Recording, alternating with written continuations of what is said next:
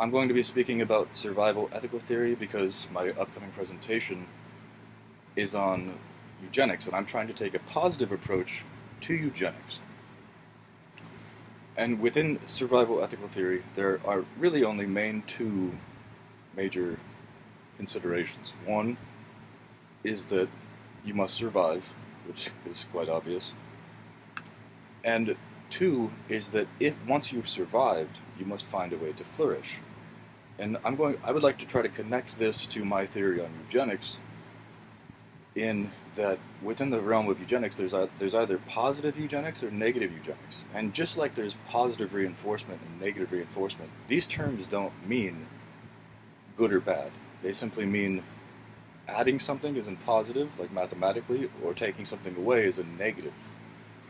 And I think right now, a lot of the positive things coming out of eugenics and eugenic studies would be the negative side of eugenics, because we can select against certain alleles, certain genes that may lead to birth defects, and we can identify these things early on. We're not yet at a place where we can really make these designer babies. We're so far away from that, it's not even funny. That being said,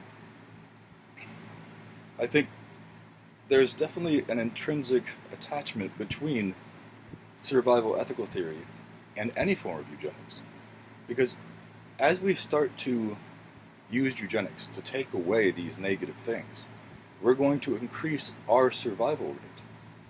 And we're also going, by doing so, we're going to increase the genetic pool from which we can all draw. In other words, there's going to be more people to mate with. And just like we see in other plants or animals, like take for example an apple. Any apple on any given tree, all of the seeds in that apple are different. They're not from the same kind of apple tree. They're not all, like, say you have a red delicious apple. They're not all going to be red delicious apple seeds. All of those seeds are going to be different because they're made in such a way so that when an animal comes along and picks it off the tree, or it falls off the tree and an animal eats it, walks 2 miles away, defecates, and now you have a seed. That seed can now turn into a plant. And the point of this is to spread as much genetic diversity as possible.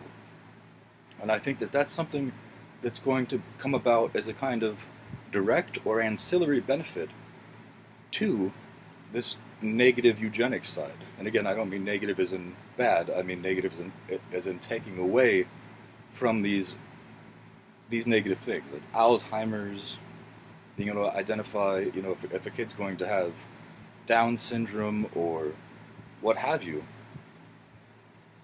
And so in my presentation, I'm going to talk about this a lot, and I thought this would be an interesting way to introduce one of my many theories to buttress my idea on why eugenics can have a advancing effect, if you will, on mankind.